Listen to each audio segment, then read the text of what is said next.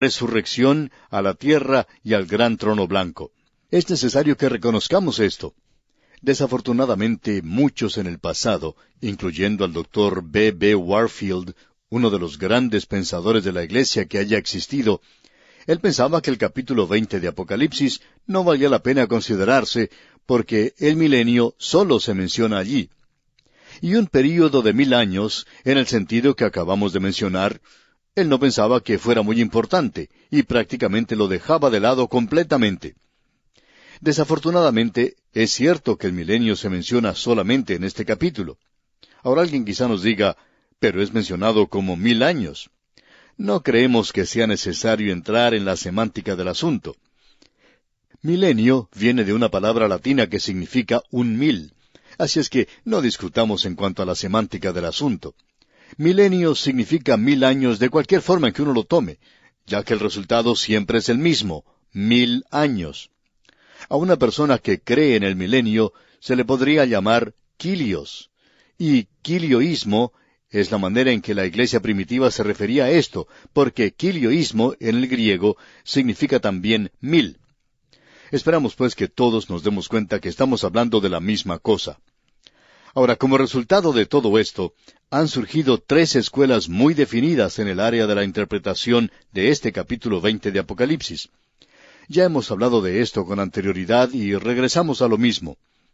La primera escuela es el postmilenarismo, que asumía que Cristo vendría a la conclusión de ese período de 1000 años. Es decir, que el hombre traería el reino por medio de la predicación del Evangelio. Este es un punto de vista optimista que prevaleció a principios del siglo XX. En ese entonces parecía como que llegaría a tener lugar una conversión a Cristo de carácter mundial, y que todo el mundo sería convertido. Pero ese punto de vista ya ha llegado a ser algo anticuado, pasado de moda. No pudo superar la primera mitad del siglo XX, que produjo 2 guerras mundiales, una depresión mundial, el surgimiento del comunismo y la bomba atómica con la cual la destrucción mundial es algo inminente. Por tanto, el postmilenarismo está más muerto que un dinosaurio. Aún hay algunas personas que tienen esta tendencia. De vez en cuando se recibe cartas de personas que, cuando comenzamos este estudio, nos dijeron que ellos aún eran postmilenaristas. No sabemos cómo uno puede ser eso, pero ellos dicen que lo son. Y los vamos a dejar que lo sean si eso es lo que les gusta. Ahora, otro punto de vista es el amilenarismo. Y cuando se dice a en el griego, significa sencillamente que uno no cree en el milenio. Y eso ha llegado a ser algo popular solamente en los últimos años, y ha reemplazado en su mayor parte al postmilenarismo. No mantiene un optimismo falso, y en su mayor parte ha enfatizado la venida de Cristo. Su debilidad principal es que espiritualiza los 1000 años, como hace con todo el libro de Apocalipsis. Coloca el milenio en la era presente. En realidad, la interpretación del Dr. Warfield de que el milenio se está desarrollando en el cielo mientras la tribulación tiene lugar aquí en la tierra es algo raro porque creemos que en el cielo se mantendrá un milenio, no solo por 1000 años, sino de eternidad a eternidad. Nunca pues podemos aceptar eso. Pero ese es un punto de vista, y ubica el milenio en la era presente. Y allí es donde se encuentran la mayoría de los amilenaristas, y todos los sucesos mencionados en Apocalipsis son ubicados en la historia, así como son colocados los pedazos en una colcha hecha con retazos de distintos colores y tamaños. Y creemos que el resultado es el mismo. Es un verdadero lío. Ahora, el premilenarismo, por el contrario, toma el capítulo 20 de Apocalipsis a pie juntillas, como hace con todo el libro de Apocalipsis, aplicando una interpretación literal, a no ser que el contexto instruya de otra manera. Tuvimos un ejemplo de esto en el capítulo 19, donde dice que cuando el Señor viene, lo hará con una espada que sale de su boca. Y se nos ha hecho la pregunta si allí se habla de una espada literal que sale de su boca. Y creemos que la Escritura presenta esto claramente, que se refiere a la palabra de Dios, la cual es la espada. El apóstol Pablo dice que debemos tomar la palabra de Dios, la cual es la espada del Espíritu. Ahora, con esa clase de instrucción, no vemos cómo podemos entender mal lo que él está diciendo. Es necesario tener una razón bíblica para la interpretación, Y no creemos que uno pueda espiritualizar esto de ninguna manera. Y por supuesto, esa es la costumbre del día de hoy, ese es el método popular. Ahora debemos decir lo que creemos que es obvio. Somos premilenaristas y también que somos pretribulacionistas. La razón que tenemos para decir esto es que eso es lo que enseña el apóstol Juan aquí. Si usted no está de acuerdo con nosotros, todavía podemos continuar siendo amigos. Y si a usted le gusta estar equivocado, pues es cosa suya y no nuestra. No nos enojemos entonces ni perdamos tiempo en discusiones. Es suficiente con establecer nuestra posición. Bien, permítanos compartir algo que escribió el autor de estos estudios bíblicos, el Dr. J. Vernon McGee, hace tiempo, y que opinamos es muy importante. En primer lugar, decía que no puede haber un milenio hasta cuando Satanás se ha quitado de la escena terrenal, y creemos que eso es obvio. Uno no puede tener un estado ideal si Satanás anda suelto. En segundo lugar, la maldición del pecado debe ser quitada de la tierra física antes de que pueda establecerse el milenio. El desierto florecerá como una rosa. A nadie le gusta vivir en el desierto en el presente porque no está floreciendo como una rosa. En tercer lugar, la resurrección de los santos del Antiguo Testamento tiene que tener lugar al principio de los 1000 años. Daniel presentó esto de una manera muy clara ya en el capítulo 12 de su libro. Tiene lugar después de la tribulación. Amigo oyente, ellos no son resucitados antes de la gran tribulación. Ellos tendrían que estar por allí esperando el milenio. Así es que no hay necesidad para que ellos hagan eso, y el Señor no los va a resucitar hasta que concluya el período de la gran tribulación. Allá en ese capítulo 12 de Daniel, versículos 1 y 2 leemos, «En aquel tiempo se levantará Miguel, el gran príncipe que está de parte de los hijos de tu pueblo, y será tiempo de angustia, cual nunca fue desde que hubo gente hasta entonces. Pero en aquel tiempo será libertado tu pueblo, todos los que se hallen escritos en el libro. Y muchos de los que duermen en el polvo de la tierra serán despertados, unos para vida eterna, y otros para vergüenza y confusión perpetua». Ahora aquí estamos hablando de Israel. Así es que tenemos aquí el período de la gran tribulación y la resurrección de los santos del Antiguo Testamento. También tenemos la resurrección de los santos de la tribulación. Ya veremos esto más adelante. En realidad, solo es Cristo quien puede hacer resucitar a los muertos, así es que Él debe venir para este propósito. En cuarto lugar, los santos de la tribulación están incluidos en la resurrección de los santos del Antiguo Testamento. Ya llegaremos a ver esto también. Y ellos reinan con Cristo durante el milenio. Finalmente, el milenio es la prueba final del hombre bajo condiciones ideales. Y esta es la respuesta a aquellos que dicen que no hay nada malo en el hombre, que las circunstancias y las condiciones no puedan cambiar. El hombre es un pecador incurable, incorregible, y aún así, al fin del milenio, se encuentra aún en rebelión contra Dios. Y la rebelión en el corazón humano, en la naturaleza depravada del hombre, es imposible de llegar a comprender de parte de cualquier hombre hoy. Usted y yo no nos damos cuenta de lo terribles que somos como pecadores, amigo oyente. Si usted y yo nos pudiéramos ver a nosotros mismos como Dios nos ve, no podríamos soportarnos a nosotros mismos. Creemos que somos bastante buenos, ¿verdad? Y que somos gente bastante buena, por cierto. El milenio es la prueba final de la humanidad antes del comienzo del estado divino. El milenio es la respuesta de Dios a la oración, «Venga tu reino». Cuando usted se refiere al así llamado Padre Nuestro, lo cual es una oración que el Señor nunca hizo por sí mismo, porque dice allí, «Perdónanos nuestras deudas». Él nunca tuvo necesidad de hacer esa clase de oración, de eso estamos seguros. Pero cuando esta oración dice, «Venga tu reino», «Hágase tu voluntad como en el cielo, así también en la tierra», este reino del cual se está hablando es aquel que se establecerá en la tierra y es llamado el milenio. Ese es el reino que le fue prometido a David. Dios juró en cuanto a su establecimiento. Y hay muchas escrituras que hacen referencia a esto, pero no las vamos a mencionar ahora. Este es pues el reino que fue profetizado en los Salmos y en los libros de los profetas. Todos los profetas hablaron de este reino, y ninguno de ellos dejó de hacerlo, tanto los profetas mayores como los menores. Estas son unas pocas de las muchas escrituras que podríamos presentar. En realidad, el reino teocrático era el tema de todos los profetas del Antiguo Testamento. Este es el reino teocrático que viene sobre esta tierra. Bien, veamos ahora qué es lo que nos dice este texto del capítulo 20 de Apocalipsis, y vamos a leer los primeros 3 versículos. Vi a un ángel que descendía del cielo con la llave del abismo y una gran cadena en la mano. Y prendió al dragón, la serpiente antigua, que es el diablo y Satanás, y lo ató por 1000 años, y lo arrojó al abismo y lo encerró, y puso su sello sobre él, para que no engañase más a las naciones hasta que fuesen cumplidos 1000 años. Y después de esto debe ser desatado por un poco de tiempo. Usted habrá notado que aquí se menciona 2 veces la expresión 1000 años en estos 3 primeros versículos. Se menciona 6 veces en este capítulo 20. Y hay quienes les gusta decir, bueno, después de todo, el milenio solo se menciona en un capítulo. Sí, pero Dios lo menciona 6 veces. ¿Cuántas veces tiene que mencionarlo Él para que sea cierto?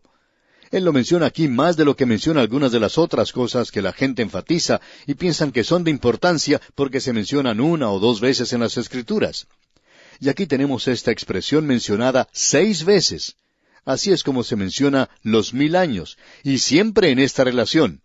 Aquí lo tenemos en relación al diablo y Satanás, y esperamos que no nos entienda mal, amigo oyente, en cuanto a quién es Él. Él es arrojado al abismo, y de esto ya hablamos anteriormente. Ahora hay algunos expositores bíblicos que separan esta sección del milenio, es decir, que lo están clasificando como la escena final del día de la ira. Este punto de vista le quita impacto a la aguda distinción que existirá en la tierra cuando sea quitado Satanás, la diferencia que esto hará. Él se encuentra encarcelado y ausente de la tierra, y eso cambia las condiciones de las tinieblas a la luz. Él es el Dios de esta edad, el príncipe de la potestad del aire, y su poder e influencia en el mundo es enorme. Es más allá de lo que puedan analizar las grandes computadoras. Su salida, pues, abre el camino al milenio. Si Él está suelto, entonces no puede haber un milenio. Así es que, amigo oyente, si nosotros vemos el milenio con relación a Satanás, Él tiene que ser quitado de la escena terrenal. Los hombres hablan hoy de traer paz a la tierra y en cuanto a producir prosperidad y cosas por el estilo. Y esto finalmente será encabezado por el anticristo, y él no será capaz de lograr esto, aunque por un corto período de tiempo parezca que lo va a hacer. Pero, amigo oyente, mientras Satanás esté suelto en el mundo, uno no puede tener una utopía. No se puede tener aquí una situación ideal con Satanás suelto. Aquí es reducido el poder de Satanás, ya que un ángel ordinario, común, se convierte en su carcelero y lo lleva cautivo. Ahora notemos que él es colocado en el abismo.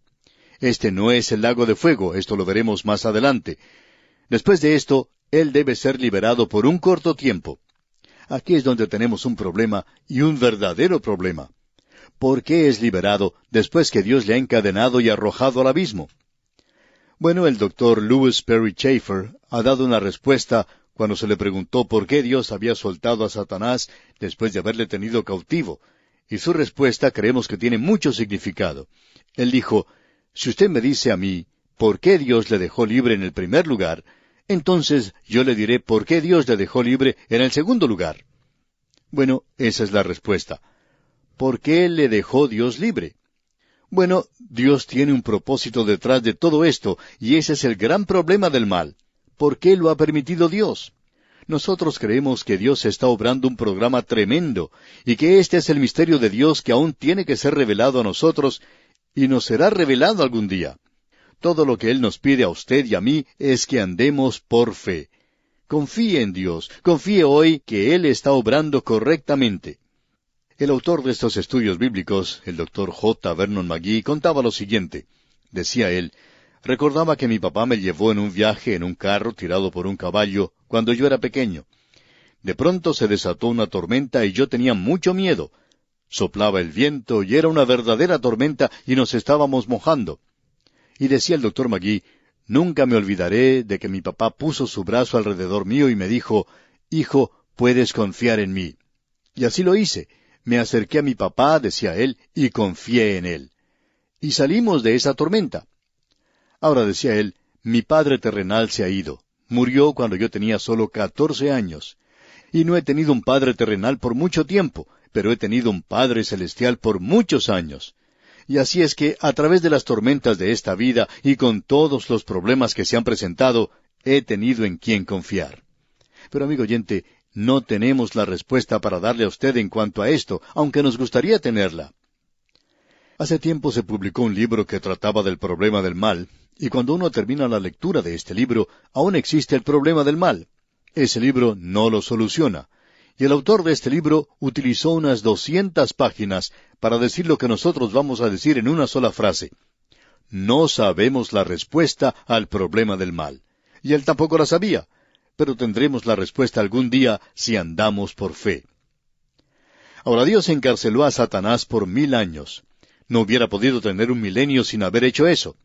Y luego tenemos aquí que los santos de la tribulación reinan con Cristo por 1000 años. El versículo 4 de este capítulo 20 de Apocalipsis nos dice, «Y vi tronos, y se sentaron sobre ellos los que recibieron facultad de juzgar, y vi las almas de los decapitados por causa del testimonio de Jesús y por la palabra de Dios, los que no habían adorado a la bestia ni a su imagen, y que no recibieron la marca en sus frentes ni en sus manos, y vivieron y reinaron con Cristo 1000 años». Estos santos de la tribulación fueron resucitados. Los santos de la tribulación hacen un cambio muy interesante, 3 años y medio por 1000 años. Y nosotros diríamos que están haciendo algo muy bueno, porque esos 3 años y medio fueron algo realmente terrible. Ahora el versículo 5 de este capítulo 20 de Apocalipsis nos dice, «Pero los otros muertos no volvieron a vivir hasta que se cumplieron 1000 años. Esta es la primera resurrección». Note usted, esta es la primera resurrección. En caso de que usted piense que esta no es la resurrección de los salvados, él le informa que la primera resurrección incluye a la iglesia. Deberíamos decir que, en primer lugar, Cristo fue resucitado. Luego, la iglesia es resucitada. Luego, los santos del Antiguo Testamento y entonces los santos de la tribulación. Todo esto constituye la primera resurrección. Y esa es la resurrección de los salvos. Y la resurrección de los perdidos es una resurrección completamente separada. Ya veremos esto cuando nos toque estudiarlo. Nuevamente queremos decir que es una idea un tanto ingenua el pensar que de una forma u otra el mundo va a llegar a su fin, que Cristo vendrá y es algo sencillo. Los muertos son resucitados y Él coloca a los buenos de un lado y los malos del otro, y entonces entrarán a la eternidad y eso es todo. Amigo oyente, Dios tiene un programa. Él sigue un programa ya establecido. Él lo ha hecho ya en el pasado y actúa de manera inteligente. Bien, amigo oyente, vamos. Apocalipsis capítulo 20, versículos 5 al 9. Continuamos hoy, amigo oyente, nuestro viaje por el libro de Apocalipsis. Estamos en el capítulo 20 de este libro y nuevamente leemos los versículos 4 al 6 porque en el programa anterior no tratamos con estos versículos en la forma en que debíamos. Esta es una sección muy importante y por eso queremos volver a leer estos versículos 4 al 6 del capítulo 20 de Apocalipsis, que dicen, «Y vi tronos, y se sentaron sobre ellos los que recibieron facultad de juzgar, y vi las almas de los decapitados por causa del testimonio de Jesús y por la palabra de Dios, los que no habían adorado a la bestia ni a su imagen, y que no recibieron la marca en sus frentes ni en sus manos, y vivieron y reinaron con Cristo 1000 años». Pero los otros muertos no volvieron a vivir hasta que se cumplieron 1000 años. Esta es la primera resurrección. Bienaventurado y santo el que tiene parte en la primera resurrección. La segunda muerte no tiene potestad sobre éstos, sino que serán sacerdotes de Dios y de Cristo, y reinarán con Él 1000 años. Esta expresión de 1000 años es repetida muchas veces. Y aquí en los primeros 9 versículos de este capítulo 20 de Apocalipsis, esta expresión de 1000 años se repite 6 veces. Por tanto, debemos decir que la iglesia primitiva creía en lo que era conocido entonces como Quilias. Y esa era la predicación de la iglesia primitiva. Aquellos que rechazaban esto eran considerados como en un estado de herejía, porque la iglesia primitiva creía en 1000 años literalmente. Y quiloísmo significa eso. Más adelante se dijo que los 1000 años serían establecidos por la iglesia, que la iglesia produciría un mundo perfecto y que Jesús podría venir y encontrar todo funcionando de una manera bien ordenada. Pero eso no es lo que se nos presenta en esta sección. Él viene en juicio, y si todo estuviera en orden, entonces no habría ninguna necesidad de dominar la rebelión y juzgar y hacer guerra.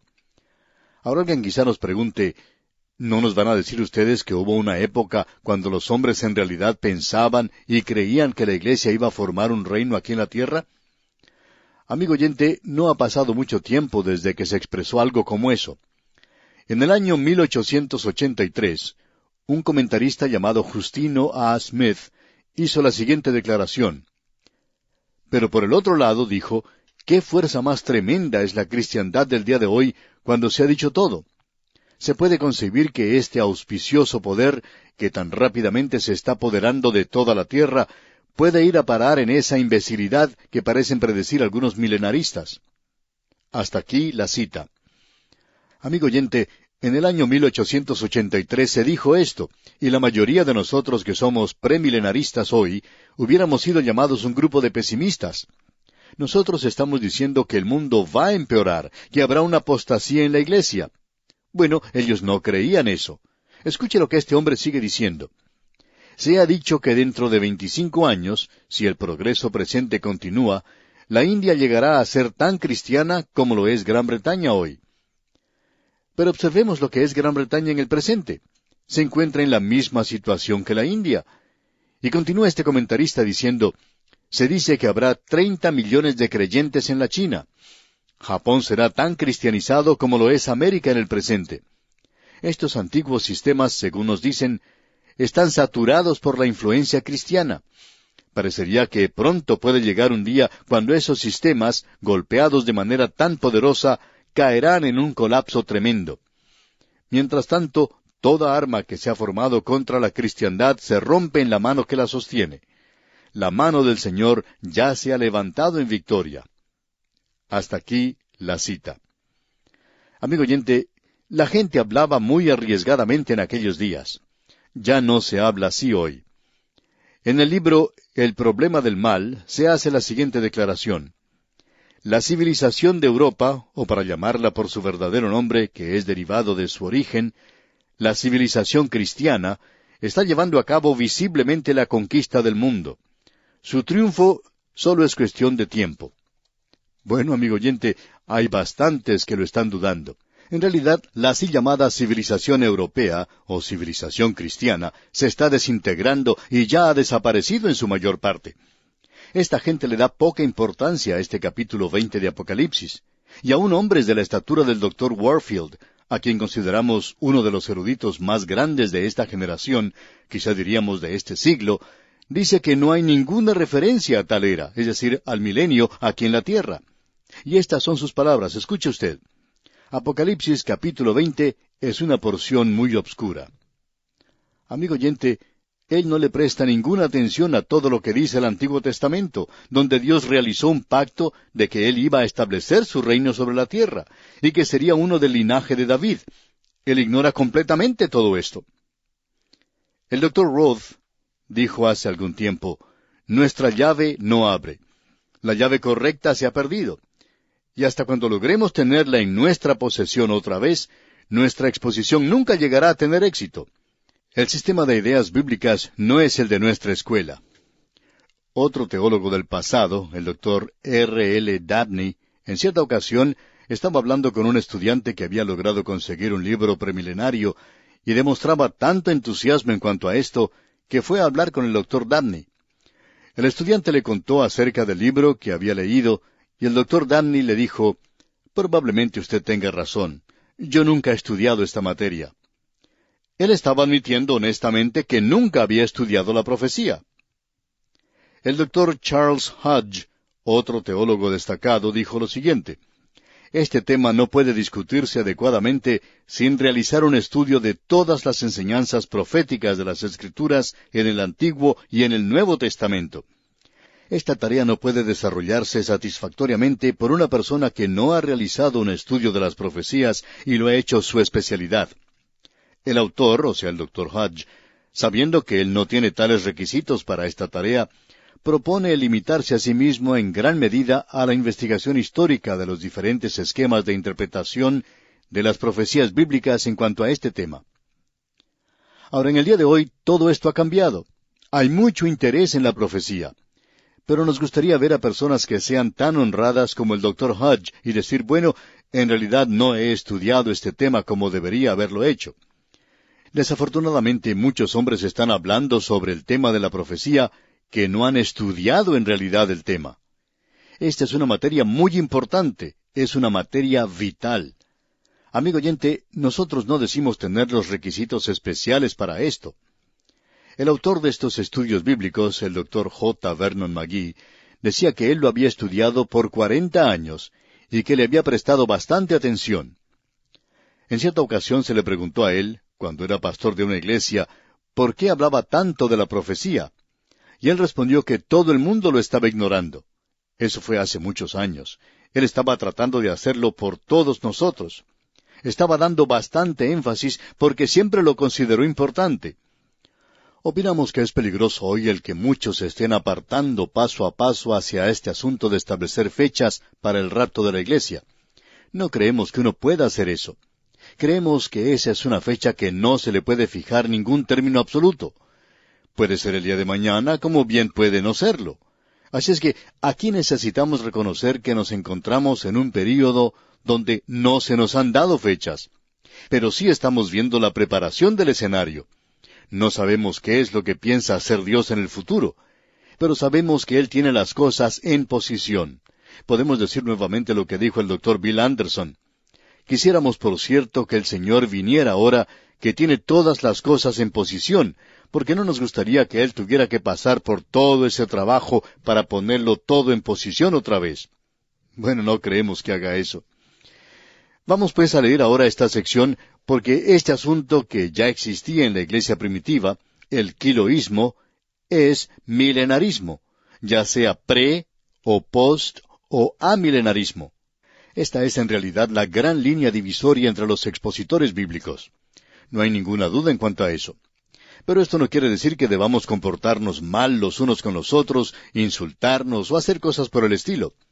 Si usted no está de acuerdo con nosotros y acepta una de estas otras posiciones, está en buena compañía. Hay algunos buenos expositores que mantienen un punto de vista diferente al nuestro. Ahora, si usted quiere estar en lo correcto, pues entonces estamos seguros que querrá estar de acuerdo con nuestro punto de vista. Bien, en la primera parte del versículo 4 del capítulo 20 de Apocalipsis leemos: «Y vi tronos, y se sentaron sobre ellos los que recibieron facultad de juzgar, y vi las almas de los decapitados por causa del testimonio de Jesús». Por un instante observemos esto. Esta profecía es como cualquier otra profecía de las Escrituras. Como dijo el apóstol Pedro en su segunda epístola, capítulo 1, versículo 20. Entendiendo primero esto, que ninguna profecía de la Escritura es de interpretación privada. O sea que uno no puede sacar un versículo de la Escritura y basar una doctrina en él. Es necesario tener la corroboración de otras Escrituras. Y cuando este pasaje ante nosotros es tratado por una declaración digna de hechos literales, llega a ser algo razonable y calza en el programa completo de la profecía que hemos estado siguiendo. El tratar de reducirlo a un denominador común bajo símbolos figurados hace de este pasaje algo absurdo. Y el espiritualizar este pasaje es despojar a toda la Escritura de significado vital, reduciendo a lo absurdo la interpretación de la Escritura. Los tronos son algo literal, los mártires son literales, Jesús es literal, la palabra de Dios es literal, la bestia es literal y la imagen aquí es literal, la marca de la bestia es literal, sus frentes y sus manos son literales, y los 1000 años son literales, todo es literal, y 1000 años significa 1000 años. Si Dios hubiera querido decir que era algo eterno, pues hubiera dicho eso. Si hubiera querido decir que eran 500 años, entonces hubiera dicho eso. ¿No puede acaso decir Dios lo que quiere decir? Por supuesto que lo puede hacer. Y cuando Él dice 1000 años, amigo oyente, entonces quiere decir 1000 años. Ahora, la palabra para resurrección aquí es algo interesante. Es la misma palabra que el apóstol Pablo usa ya en su primera epístola a los Corintios, capítulo 15, para la resurrección de Cristo y de los creyentes, y significa una resurrección corporal. Y dice aquí, y vi tronos y se sentaron sobre ellos. Esta palabra ellos nos crea cierto problema, debemos decir eso. ¿Quiénes son ellos? Hemos llegado a la conclusión, y es nuestro juicio nada más, que debe ser el número total de aquellos que han sido parte de la primera resurrección, y eso incluye a la iglesia. Comenzó con Cristo. Bueno, permítanos repetir esto otra vez. La primera resurrección comenzó con la resurrección de Cristo. Luego fue seguida por la resurrección de la iglesia, y eso fue más de 2000 años después. No sabemos cuántos más, pero fue antes de la gran tribulación, como lo hemos visto en Apocalipsis capítulo 4. Ahora, al fin de la gran tribulación está la resurrección de los santos de la tribulación, las almas de los decapitados por causa del testimonio de Jesús y por la palabra de Dios, los que no habían adorado a la bestia ni a su imagen, etc. Y los santos del Antiguo Testamento, como vimos allá en el capítulo 12 de Daniel, versículo 1. Dios está siguiendo un programa. Esta no es una idea ingenua. Este es un programa que Dios está siguiendo y que Él ha presentado en su palabra. Los santos de la tribulación y los santos del Antiguo Testamento evidentemente reinarán en esta tierra con Cristo. Creemos que David será su vicejurado. La iglesia, la cual es la esposa de Cristo, residirá en la Nueva Jerusalén, donde reinará junto con Él desde ese lugar exaltado, y creemos que también sobre mucho de la creación de Dios. Ya vamos a ver esto en el próximo capítulo. Cristo viajará de la Nueva Jerusalén a la antigua Jerusalén en la tierra. En realidad puede haber mucho tráfico al viajar la iglesia de un lado para el otro, entre su hogar celestial y la tierra. Multitudes de Israel y de los gentiles entrarán al reino en sus cuerpos naturales, no habiendo muerto. Y estos son aquellos, junto con los que han nacido durante el milenio, estos son los que son probados durante ese período. De la misma manera en que Cristo, en un cuerpo glorificado, anduvo con sus apóstoles y seguidores, asimismo la iglesia en un cuerpo glorificado se mezclará con las multitudes en sus cuerpos naturales aquí en la tierra. Y la iglesia en cuerpos glorificados podrá viajar en el espacio. Y esa será la primera oportunidad en la cual viajaremos por el espacio, de eso estamos seguros. Pero queremos estar seguros que la gravedad de la tierra no nos hará regresar a ella rápidamente, y eso no va a ocurrir en aquel día. Ahora, en el versículo 6 se nos dice que ellos serán sacerdotes de Dios y de Cristo. Eso se refiere a toda la nación de Israel, y ese es el propósito original de Dios para Israel, porque Él dijo allá en Éxodo capítulo 19, versículo 6, «Y vosotros me seréis un reino de sacerdotes y gente santa». Estas son las palabras que dirás a los hijos de Israel. Ahora, Abraham fue un sacerdote en su familia. Leví fue el sacerdote de la tribu, con la familia de Aarón, sirviendo como el sumo sacerdote. En el reino teocrático sobre esta tierra, toda la nación de Israel llegará a ser sacerdotes. En las Escrituras existe más profecía en cuanto al milenio que a cualquier otro período. El reino fue el tema de los profetas del Antiguo Testamento. No sabemos cómo uno lo podría interpretar de otra manera. Esta es la razón por la cual hemos recibido cientos de cartas diciendo que ellos nunca habían estudiado a los profetas menores anteriormente, que nunca habían escuchado un mensaje de los profetas menores. ¿Por qué tanto silencio hoy? ¿Por qué ese vacío hoy? Bueno, porque alguien se está olvidando del milenio, de que va a ser establecido en esta tierra, porque todos ellos miran hacia el reino que viene sobre la tierra. Y aquí lo tenemos. Leamos ahora los versículos 7 al 9 de este capítulo 20 de Apocalipsis. Cuando los 1000 años se cumplan, Satanás será suelto de su prisión y saldrá a engañar a las naciones que están en los 4 ángulos de la tierra, a Gog y a Magog, a fin de reunirlos para la batalla, el número de los cuales es como la arena del mar. Y subieron sobre la anchura de la tierra, y rodearon el campamento de los santos y la ciudad amada, y de Dios descendió fuego del cielo y los consumió. Lo mismo que sucedió con Sodoma y Gomorra. Todo el libro de Apocalipsis trata con las últimas cosas, especialmente los últimos capítulos. Aquí tenemos la última rebelión de Satanás y del hombre contra Dios. El milenio es un tiempo de prueba del hombre bajo condiciones ideales. Y como lo demuestra este pasaje, tan pronto como es liberado Satanás, una gran multitud que había estado bajo el reino personal de Cristo y bajo circunstancias ideales, sigue a Satanás. ¿De dónde salieron esas multitudes? Esa es una buena pregunta. La respuesta la encontramos en el hecho de que no solo las multitudes entran al milenio, sino que multitudes nacen durante el milenio. Eso lo podemos ver allá en Isaías capítulo 11, versículo 6. También en el capítulo 65 y versículo 20. No tenemos tiempo de buscar esos pasajes ahora, pero este será el momento cuando tenga lugar la mayor explosión demográfica sobre la tierra.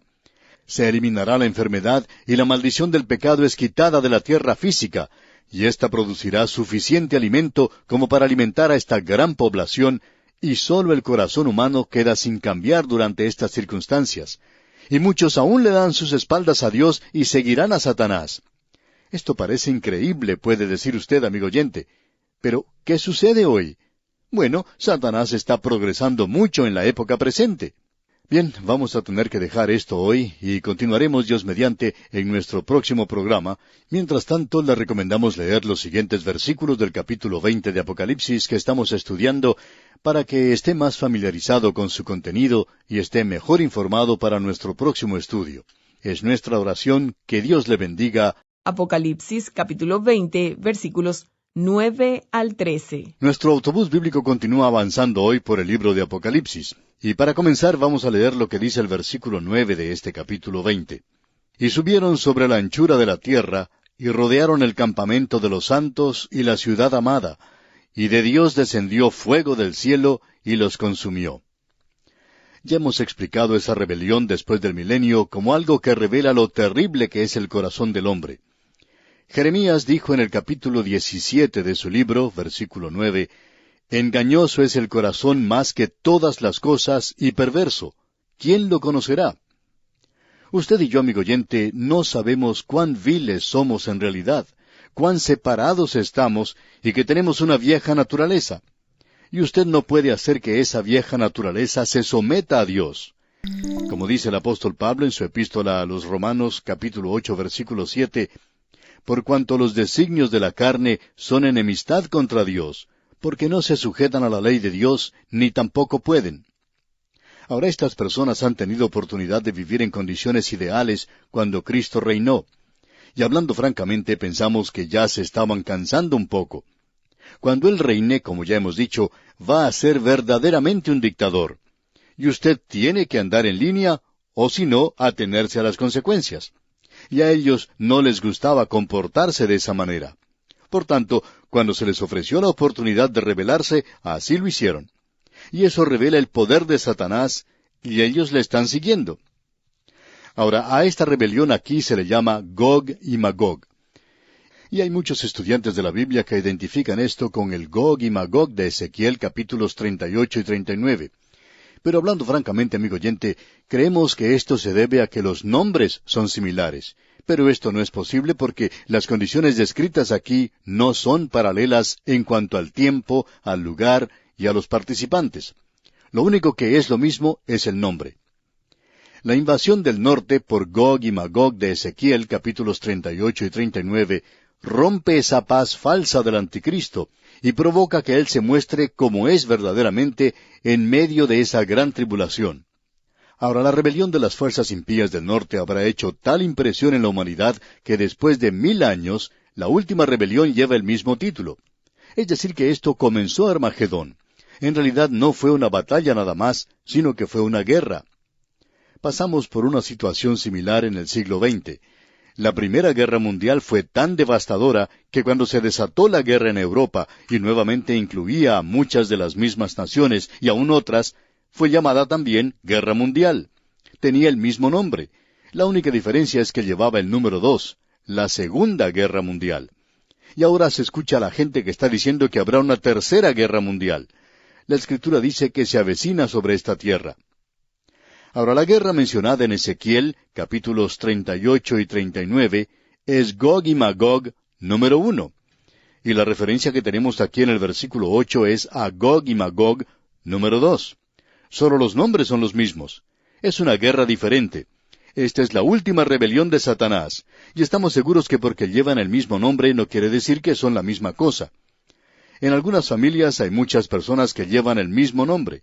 El abuelo puede llamarse Juan, El hijo también lleva ese nombre y el nieto también puede llamarse Juan, pero eso no quiere decir que todos sean la misma persona. Así es que usted, amigo oyente, puede comprender que de alguna manera estas personas tienen que ser distinguidas de los demás, y lo mismo ocurre con este juicio de Gog y Magog. En el versículo 9 de este capítulo 20 de Apocalipsis, tenemos que se arroja la última bomba atómica.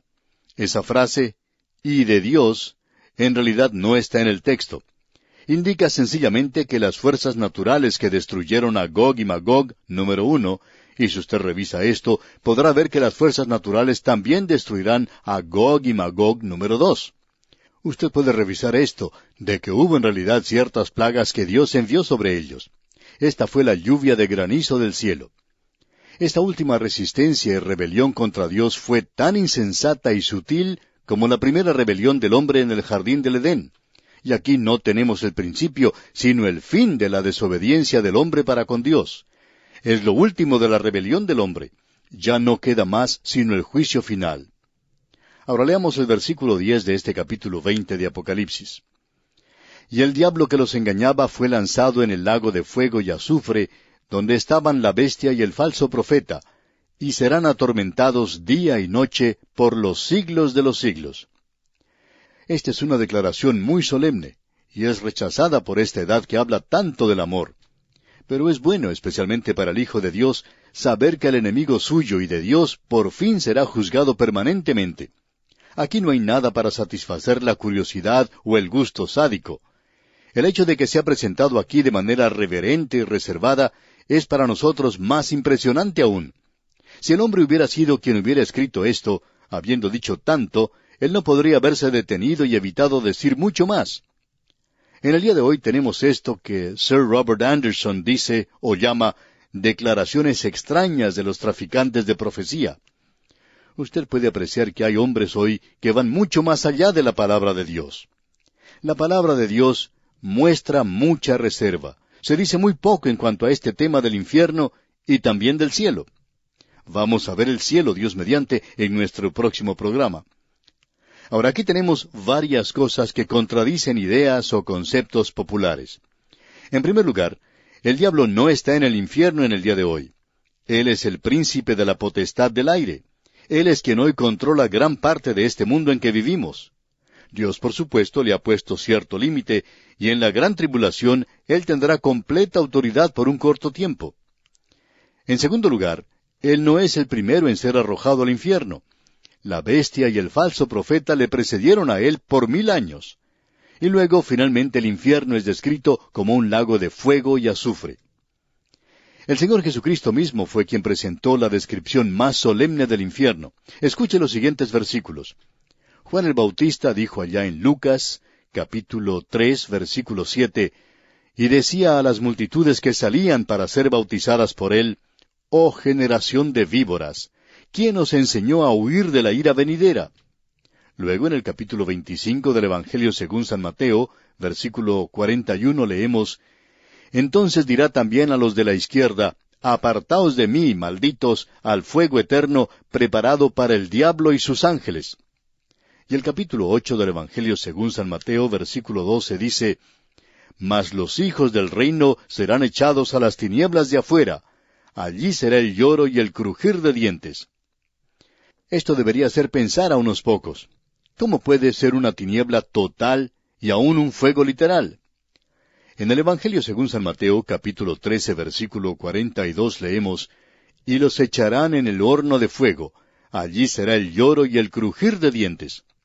Y luego el Señor Jesucristo dijo en el Evangelio según San Marcos, capítulo 9, versículo 44, «Donde el gusano de ellos no muere, y el fuego nunca se apaga». Para nosotros este fuego es un cuadro, es el mejor símbolo que puede utilizarse de la realidad. Hay pecados que los hombres han cometido en el espíritu, por ejemplo. ¿Cómo pueden ser ellos castigados en el cuerpo? Creemos que las tinieblas de afuera y el abismo es el estar separados de Dios y el mirar hacia una vida que ha sido malgastada en este mundo. ¿Y puede usted pensar, amigo oyente, en un fuego que sea más caliente que el de un hombre que esté en el infierno y escuche allí la voz de un hijo diciéndole, «Papá, yo te he seguido aquí»? Amigo oyente, esto es algo muy solemne. Cierto hombre le dijo en una ocasión al doctor Bill Anderson, «Supongamos que lleguemos allí y descubramos que esto no es cierto». «Bueno», respondió el doctor Anderson, «entonces tendremos que pedirle disculpas y decir que hemos entendido mal al Señor. Pero supongamos que llegamos allí y tenemos razón, y que usted está equivocado. ¿Qué en cuanto a esto?» Amigo oyente, esto es lo que ha hecho perder el sueño a muchas personas. ¿Qué si esto es cierto? Y amigo oyente, es cierto. Esta es la palabra de Dios la que estamos contemplando. Nos gusta mucho el capítulo 3 del Evangelio según San Juan, versículo 16. Pero ¿qué piensa usted en cuanto a esto? Vimos que el fuego es un símbolo muy pobre de la realidad, y lo que es el estar perdido, separado de Dios por la eternidad. Uno no puede reducir estas descripciones a nada menos que la realidad. No podemos aceptar nada que sea menos que esto, porque un símbolo siempre es una pobre representación de la realidad. Usted no puede disolver esto en un mundo de fantasía. La realidad supera en mucho el símbolo, y el lenguaje humano es muy pobre cuando trata de describir esta terrible realidad. Este es un lugar y también es un estado. Es un lugar de tormento consciente. Ese es el lenguaje de la palabra de Dios. Uno no puede escapar a esto. Ahora el versículo 11 de este capítulo 20 de Apocalipsis dice, «Y vi un gran trono blanco, y al que estaba sentado en él, de delante del cual huyeron la tierra y el cielo, y ningún lugar se encontró para ellos». Este es el gran trono blanco. Esto es lo que los hombres equivocadamente llaman el juicio general. Es sólo general en el sentido de que todos los perdidos de todas las edades van a ser resucitados para ser juzgados aquí. Todos los que han sido salvos han sido resucitados en la primera resurrección. Eso lo vemos claramente aquí. Aún los santos de la tribulación han sido parte de la primera resurrección. Esta es la segunda resurrección, y estos son resucitados aquí para juicio. Los perdidos son resucitados para recibir una evaluación justa, equitativa, de todas sus obras en relación a su salvación. En cierta ocasión un pastor tuvo que visitar a un hombre en su lecho de muerte. El enfermo le dijo, «Predicador, usted no tiene necesidad de hablar conmigo en cuanto al futuro. Creo que Dios va a ser justo y me permitirá presentar mis obras». El pastor le contestó, «Usted tiene razón, usted es justo y recto, y le permitirá que presente sus obras. Eso es lo que él dice que va a hacer. Pero también hay algo más. En ese juicio, nadie llega a ser salvo porque usted no puede ser salvo por sus obras.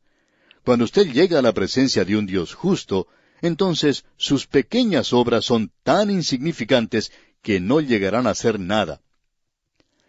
A veces uno ve a un niño de 2 o 3 años juntando algunas flores para su abuelita. Cuando él se las lleva a ella, pueden ser un ramo de flores marchito que han perdido su hermosura. Sin embargo, la abuelita agradece mucho lo que trae el nieto.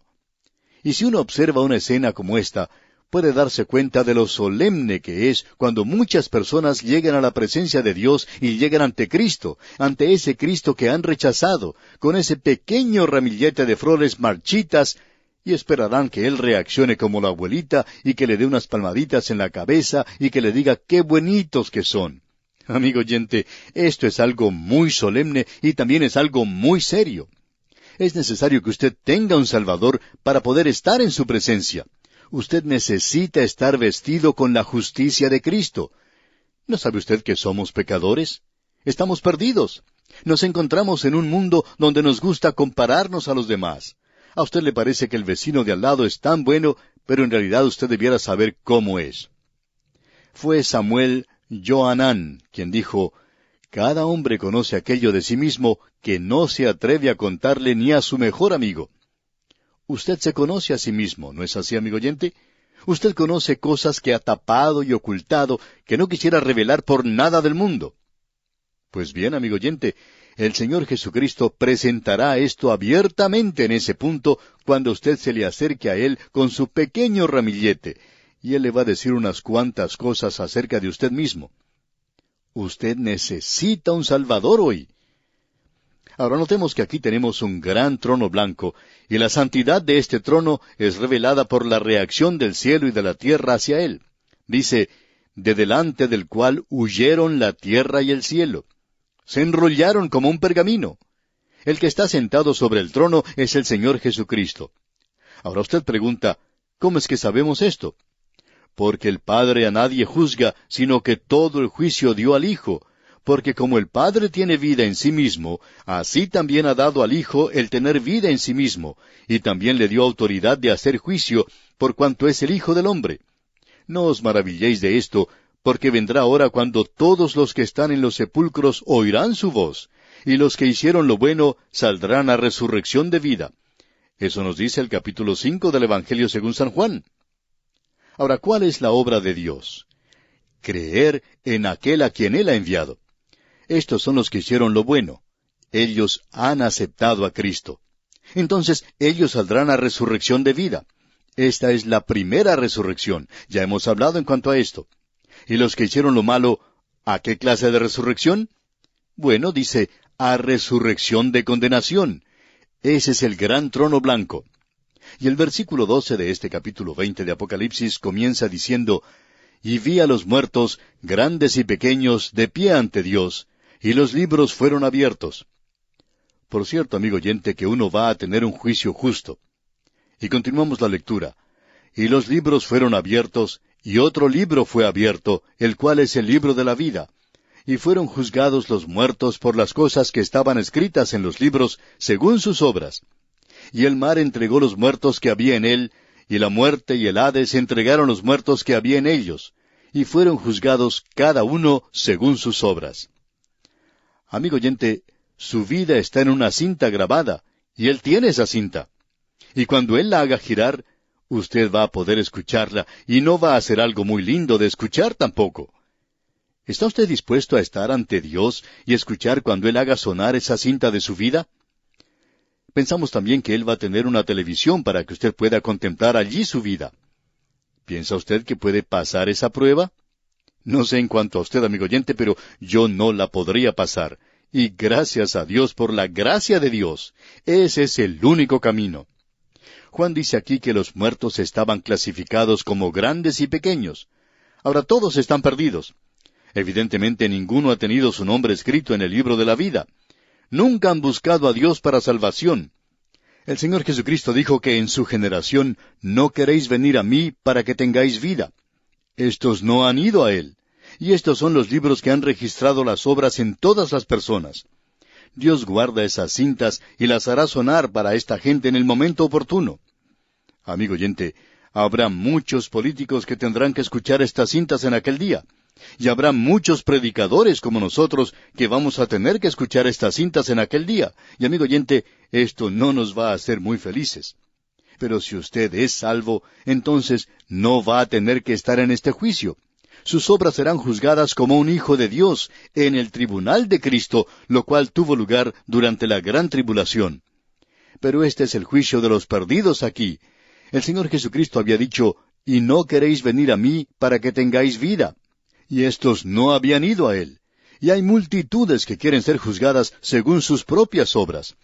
Esta es su oportunidad. El juicio es justo, pero ninguno es salvado por sus obras. Luego leemos, «Y el mar entregó los muertos». Ha habido multitudes que han muerto en el mar, y los elementos químicos de sus cuerpos han sido disueltos en las aguas del mar. Y usted se pregunta, ¿cómo pueden ser resucitados estos? Porque algunos están en el Atlántico, otros en el Pacífico, y así sucesivamente. Bueno, Dios no tendrá ningún problema con eso, amigo oyente. Después de todo, son solo Adanes. Él solo tiene que unirlos, formarlos otra vez. Y ya lo hizo una vez, y lo puede hacer otra vez. Y aquí leemos, «Y la muerte y el Hades, el lugar donde van los espíritus de los perdidos, entregaron los muertos que había en ellos, y fueron juzgados cada uno según sus obras». Este es un juicio terrible. No hemos podido llegar al punto final de este capítulo, pero lo haremos, Dios mediante, en nuestro próximo programa, y luego cambiaremos el tema de la canción. Vamos al cielo, amigo oyente, y veremos allí una escena gloriosa, la Nueva Jerusalén. Y aquí nos detenemos, amigo oyente, porque nuestro tiempo ha concluido. Que el Señor le